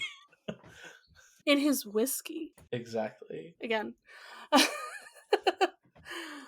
But just, oh my goodness. I feel like it almost should have been another, like, as much as we didn't need more loaded guns on the table, the fact that he doesn't carry an EpiPen could have been another loaded gun. It could have been. Yeah. It could have. Though actually, I've been getting, this is related to EpiPens, I've been getting ads. Apparently there's a nasal spray equivalent to an EpiPen now.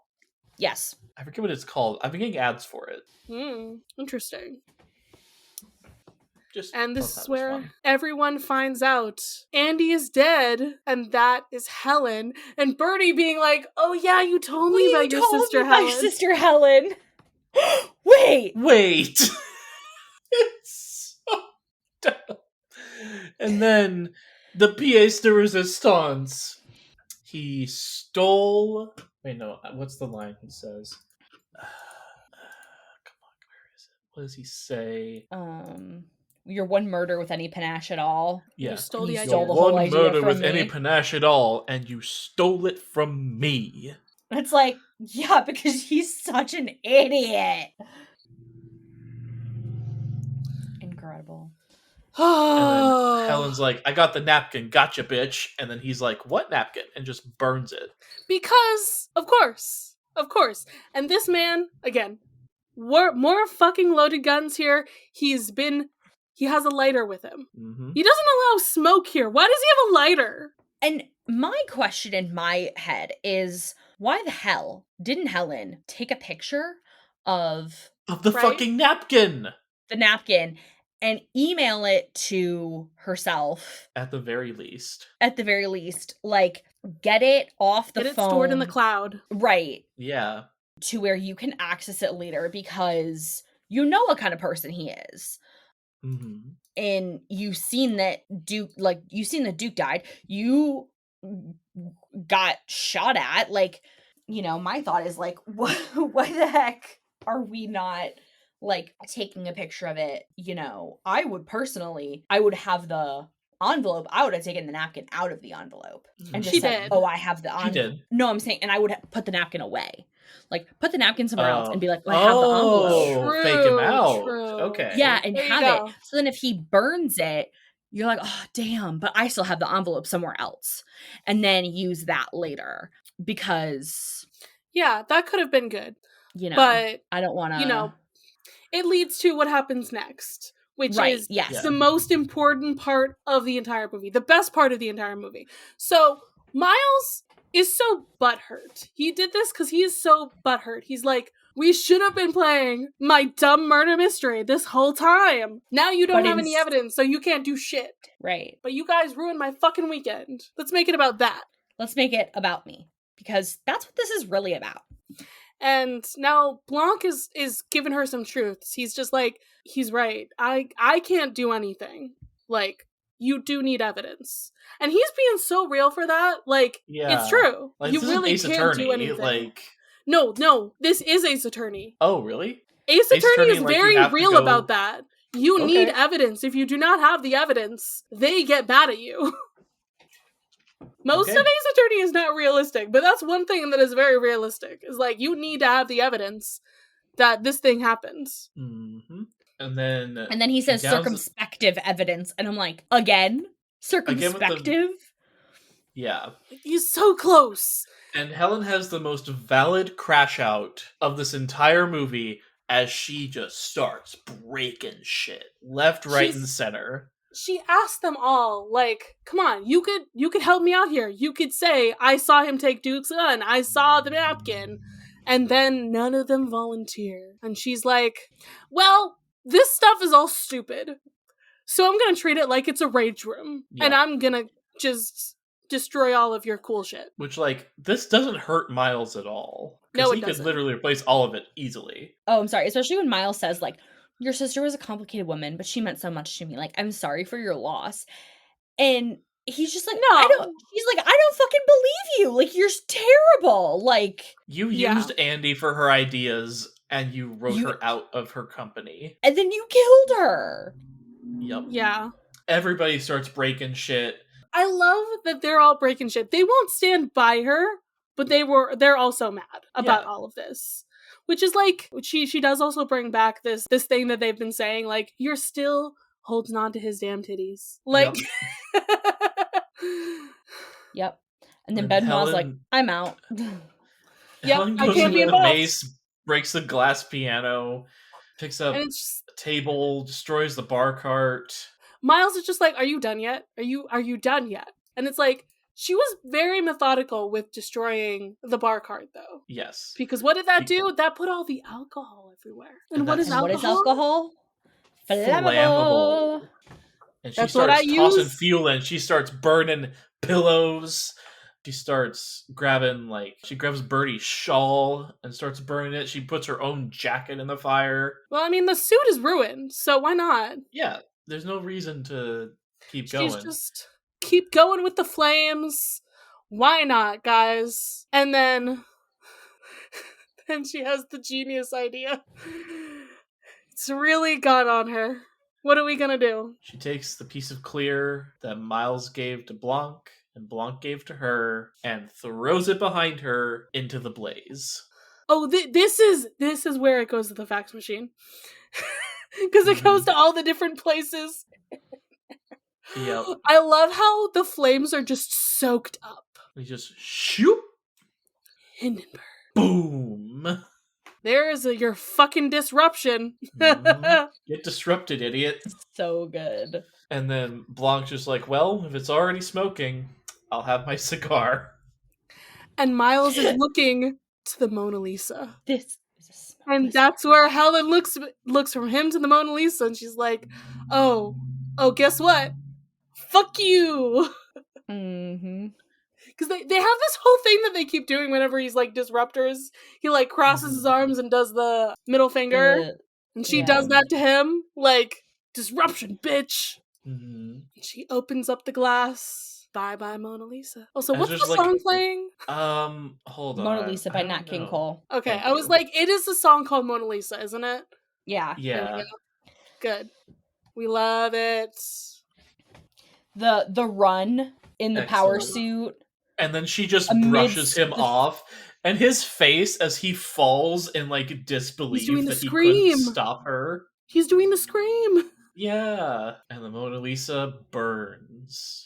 Everybody makes it out, like, which is fine. You know, she wasn't trying to commit a murder or anything. She was just trying to blow up his Mona Lisa and his whole place with Claire.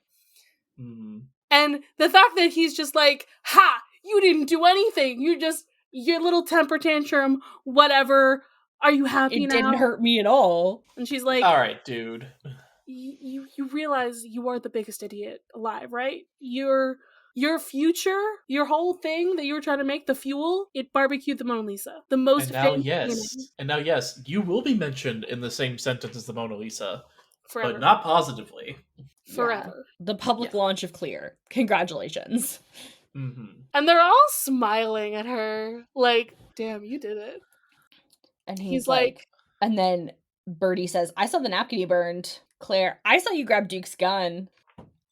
Lionel says, I saw him driving away from Andy's house the night she was killed. It's just so good. And then she sits on the beach with Blanc, Chillin'.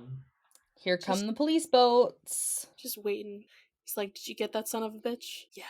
Also, what is this hat that he's got going on? Is this not the hat that he wore when he came in? Because he was No, wearing that he before. wasn't wearing a hat when he came in. He It's was just a wearing a bucket hat. hat with the back turned up. I don't know how I feel about that. Okay. Not his best look. No. Well, fine. They can't all be And that Raiders. was the end of Glass Onion and the end of Miles Braun. Glass Thank Onion by the goodness. Beatles plays. Which I didn't know was a song until I watched this movie. So. Mm-hmm. There we go. That's the movie, guys. But Ethan, Yes. what time is it? It's terror time again. We have some trivia from the Knives Out fandom wiki for you. So, fun fact, this is the second film to star Daniel Craig and Dave Bautista on screen together. Both Craig and Bautista had previously starred on screen together in the 2015 film Spectre, the 24th in the James Bond film series, and the fourth star Craig as the film series titular MI6? MI6, yeah. MI6 agent with Bautista playing the role of Spectre operative Mr. Hanks. I think you're gonna want the deleted scenes. Abby wants them? No, I'm just saying. I think you guys are gonna want to hear the deleted scenes. Oh yeah, for sure. The scene introducing Duke Cody filming his podcast was really longer and included a shot panning over to reveal he's actually standing in front of a cheap blue screen. That's really funny. There was a scene of Peg being told by Birdie to not bend her designer bag.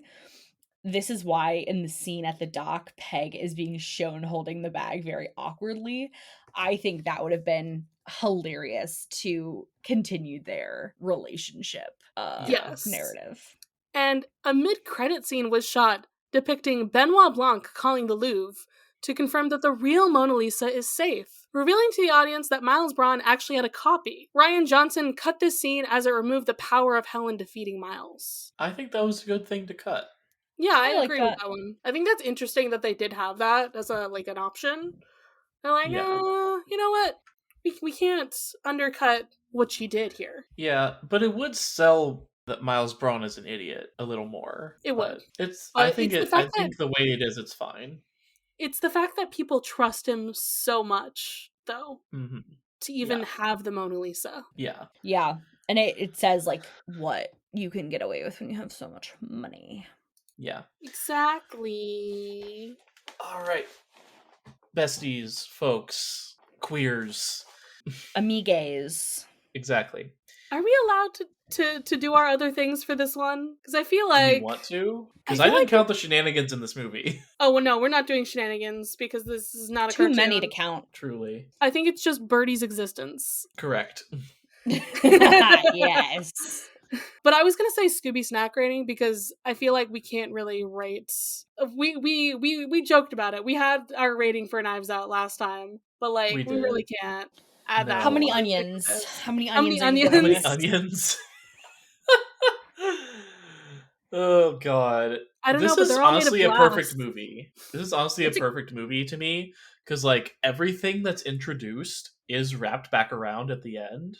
There's no like Yeah. loose ends hanging out. A black woman taking down a narcissistic white man. We love to see it.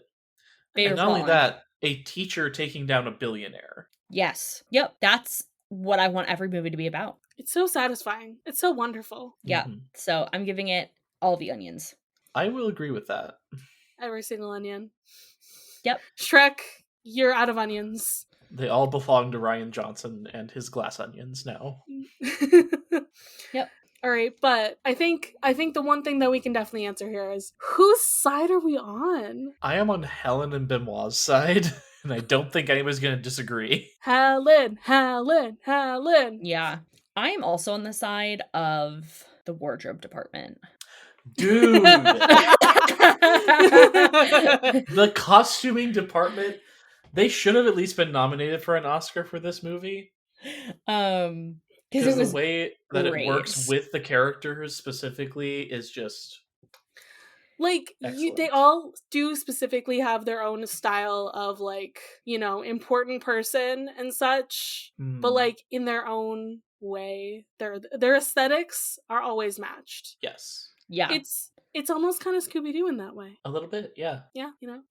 It's perfect. Everything about this is perfect. It's amazing. Wonderful. How do we end this? How do we get out of here? Because I can't. Charlie I'm just releases happy. from this mortal coil. Wrong podcast, Ethan. Well, Abby, it's your fault for having so many podcasts. This It's is true. true. Abby, I'm assuming you still don't want to be found on the internet. But No, don't find me on the internet. Where can the people find you that's related to Mysteries in the Machine? On our Discord server. Oh, yeah. You can find me on the Discord server, so you should join the Patreon. You can find the Discord server, and my profile picture is a picture of my cat. So you should join solely so you can see what my cat, Orzo, looks like. And Correct. I bet that you can also find pictures of Charlie's cat, Archie, and Ethan's dog, Bella. Abby, the listeners don't know about Archie yet.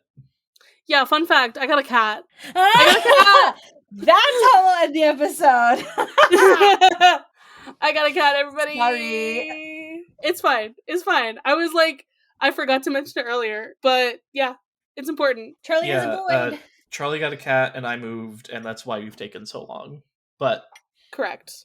Well, my cat didn't exactly make us take very long. No, okay. Those are two separate thoughts. Yes. You got a cat. I moved, and my move is why it took so long. Correct. Yeah. And I'm honored to be part of your return. Yes. Thank you so much, Abby, for joining us. I had a thought who would have great thoughts on Glass Onion? I think Abby would. Mostly because I've seen this movie with you before. And I was like, yeah. I have a lot of thoughts on everything that I watch. You just have a lot of thoughts in general. You know, Ethan. Yes.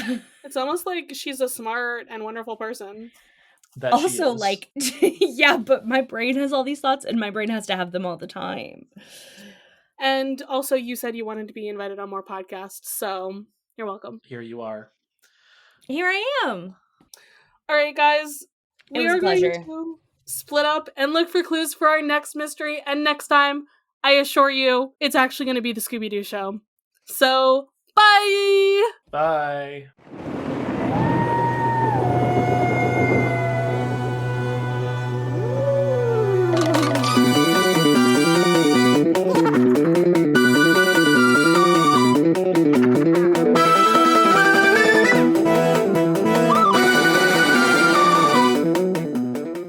You can follow this podcast socials at Mysteries in the Machine Pod on Instagram. You can send a message to our email, mysteriesinthemachinepod@gmail.com. Be sure to give us a rating, a review, or let your friends and followers know how much you love the podcast. That really helps. You can follow me, Charlie, at GreenPixie12 on most platforms. I also have an art Instagram at GreenPixieDraws. You can find me, Ethan, on Instagram and Threads at ethan.t.hewlin. Our music was written and produced by Jason Hilton. You can find him at Negative Selections on Instagram. This is the Pride episode, right? Yeah. Oh yeah, of course. Because this totally makes sense. No, I mean, Pride. Benoit Blanc, the character, is gay. It's true. Janelle Monáe, Monáe, non-binary, queen, my KC girly. We love them. And so hot. True. Literally. Quite true. Literally. Like one of the hottest people. When Janelle Monáe comes on, I'm like, damn. Catherine Hahn is so unhinged in this movie, and I love her so much for it. Correct. Yes. Absolutely.